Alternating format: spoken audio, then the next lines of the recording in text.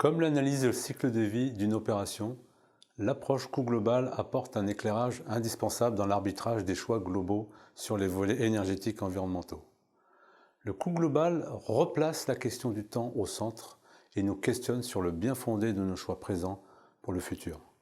Il nous oblige à nous positionner sur l'importance accordée aux générations futures par rapport aux besoins du présent.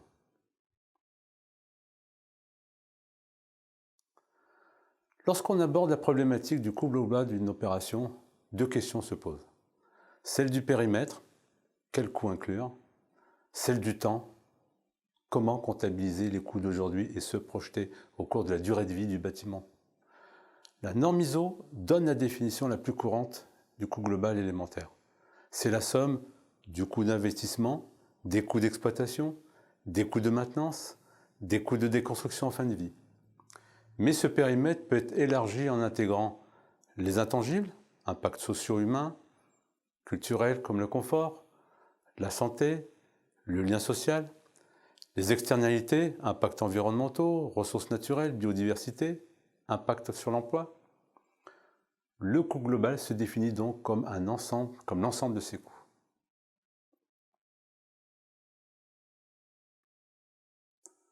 Le paramètre temps intervient lorsqu'on veut comparer les flux monétaires sur la durée du bâtiment. Pour ramener au temps présent des coûts qui interviendront à des dates futures et pouvoir les additionner, il est nécessaire de les actualiser. Les économistes définissent l'actualisation comme un arbitrage mathématique qui consiste à transformer, pour les rendre comparables, des données à des dates futures en valeurs à date présente. Le taux d'actualisation mesure la préférence accordée au présent par rapport au futur. Un taux d'actualisation élevé signifie une faible importance donnée aux générations futures. Par exemple, le taux de 8% proposé par la Banque mondiale est peu favorable au développement durable, contrairement à celui de 1,4% proposé par l'économiste Nicolas Stern.